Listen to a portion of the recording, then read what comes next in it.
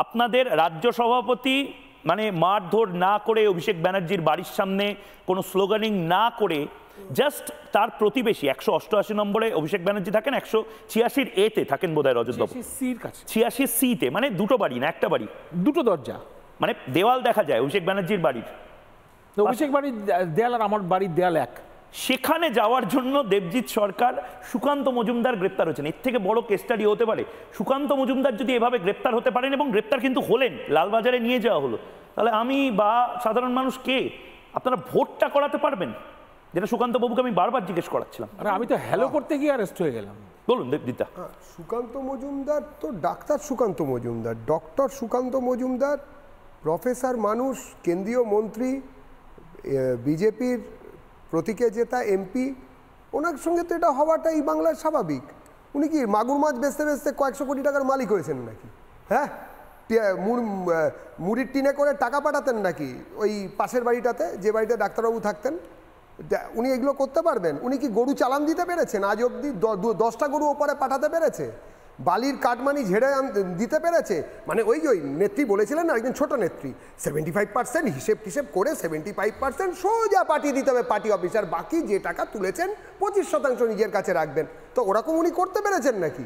তো এগুলো যদি করতে না পারে, তৃণমূল পার্টিটাই যদি করতে পারে, তৃণমূল পার্টি মানে তো চোর, চোর চোরটা চিটিংবাজ লম্পটদের একটা বাঞ্চ অফ লম্পট, বাঞ্চ অফ চোর চোরটা চিটিংবাজ এক জায়গায় জড়ো হলে সেটার নাম হচ্ছে, সেই ঝুড়িটার নাম হচ্ছে তৃণমূল কংগ্রেস। আর এসব কি কথাবার্তা? একজন ডাক্তারবাবু, তিনি গান গান, তিনি ওখানে দু একটা প্রশ্ন কেন করবেন? তিনি গিয়ে ওখানে মান্নাদের যেই গান শুরু করবেন, উল্টো দিক থেকে উত্তর না আসলেই অবাক হতে হবে, যে আরে মান্নাদা তো আমাকে ফোন করে এই গানটা লিরিক লিখতে বলেছিলেন, আমি তারপরে লিখেছিলাম, তারপরে হেমন্ত দা ওটা আমাকে শুনে খুব হ্যাঁ বলেছিল, তারপরে আমি বাজাতে বাজাতে ঠিক করেছিলাম সুরটা কি হবে। এইগুলো যদি না হয়, আর এইগুলো এ তো স্বাভাবিক, এই রাজ্যে এটাই স্বাভাবিক ময়ূক, এটাই স্বাভাবিক। সুকান্ত মজুমদারের মতন লোকের ওপরে যদি এই হামলা হয়, তাহলে প্রান্তিক যারা জলে মাঠে জমিতে এই মুহূর্তে বুথে বুথে বিরুদ্ধ পক্ষের রাজনীতি করেন, কিংবা তৃণমূলেরই যারা ক্ষমতাসীন গোষ্ঠীতে নেই, যারা মাথায় করে দিদিমণিকে রাইটার্সে নিয়ে গিয়েছিলেন ওই টালির চালার থেকে, তারা যারা আজকে ব্রাত্য হয়ে আছেন বালি চুরির কয়লা চুরির টাকার ভাগ দিতে পারেন না বলে বা তুলতে পারেন না বলে, তাদের কি অবস্থা হবে? আজকে ওনারা বলেন না যে প্রত্যেক জায়গাতে কি করতে হবে কি করতে হবে না, এটাই তো স্বাভাবিক, এইটাই স্বাভাবিক। এই রাজ্যে সব মানুষ জেনে রাখুন, এটাই স্বাভাবিক। ছত্রধর মাহাতো যদি হতেন সুকান্ত মজুমদার, যদি জ্ঞানেশ্বরী এক্সপ্রেসের নিচে যদি ডিনামাইট লাগাতেন, তাহলে কালীঘাটে স্বাগত। যদি সুকান্ত মজুমদার ওপর থেকে গুলি চালাতেন, তাহলে স্বাগত।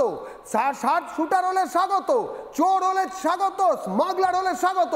কিন্তু ডক্টর সুকান্ত মজুমদার, কেন্দ্রীয় মন্ত্রী সুকান্ত মজুমদার, একজনের বাড়িতে তার ব্যক্তিগত আমন্ত্রণে তার অসুস্থ মাকে দেখতে যাচ্ছেন। দিদিমণি, আর কতদিন এভাবে, আর কতদিন? মানে নিষ্পাপ না, আমার টেনশন হচ্ছে কি অবস্থা। নিষ্পাপ, রাগারাগি করার কিছু নেই। রজতবাবু, ধরে নেওয়া যাক ফর আর্গুমেন্ট সেক, রজতবাবু লন্ডনে মুখ্যমন্ত্রীর সব সভা টভা নাকি বানচাল করেছিলেন, এমনই বলেছেন, উনি বানচাল হয়ে গেছে, সত্যিই তো বানচাল টানচাল হলো।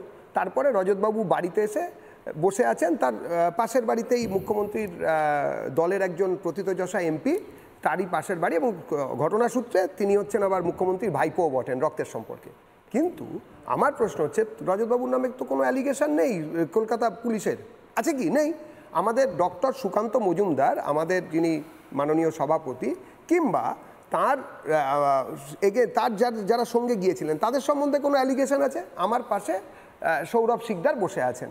সৌরভ শিকদার সবাই জানেন, তপন শিকদারের ভাইপো হন ইত্যাদি প্রভৃতি, এবং অনেক দিন ধরে বিজেপিটা করছেন, কেন্দ্রীয় স্তরেও বিজেপি করেছেন। তা সেই লোকটা রজতবাবুর বাড়িতে বসে আছে। কলকাতা পুলিশ এত মিথ্যে কথা কেন বললো?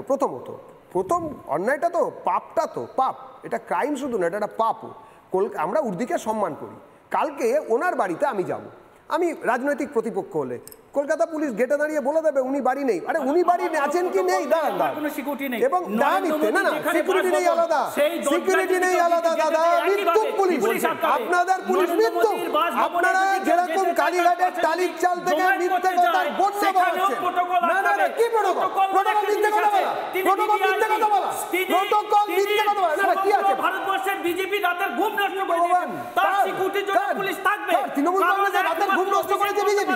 তৃণমূল কংগ্রেসের রাতের ঘুম বিজেপি নষ্ট করেছে। কেন ঘুম নষ্ট হচ্ছে? না না, কেন কেন কেন রাতের ঘুম নষ্ট হচ্ছে? কেন দাদা, কেন ঘুম নষ্ট হচ্ছে দাদা? কেন ভয় পাচ্ছেন দাদা? কেন লোকের সঙ্গে লোকের ব্যবধান তৈরি করছেন? কেন বিভাজনের রাজনীতি তৈরি করছেন? আচ্ছা, কেন খিদিরপুর বানাচ্ছেন? কেন একের পর এক জায়গায় হিন্দুদের কণ্ঠাসা করছেন? কেন আজকে পশ্চিমবঙ্গ দিবস পালন করছেন না? কেন বাধা দিচ্ছেন? কেন কেন কেন ভয় পাচ্ছেন? কেন ভয় পাচ্ছেন? কেন ভয় পাচ্ছেন? আরে বলুন, কেন ভয় পাচ্ছেন বিজেপিকে? আমি জিজ্ঞেস করছি, বিজেপিকে কেন ভয় আমি পাচ্ছেন? দুজনকে একটু থামাচ্ছি। নানা ধরনের কন্টেন্ট দেখার জন্য লাইক করুন, শেয়ার করুন আমাদের ফেসবুক পেজ, সাবস্ক্রাইব করুন আমাদের ইউটিউব চ্যানেল। পাশাপাশি অন্যান্য ব্রেকিং নিউজের জন্য অবশ্যই চোখ রাখুন রিপাবলিক বাংলায়।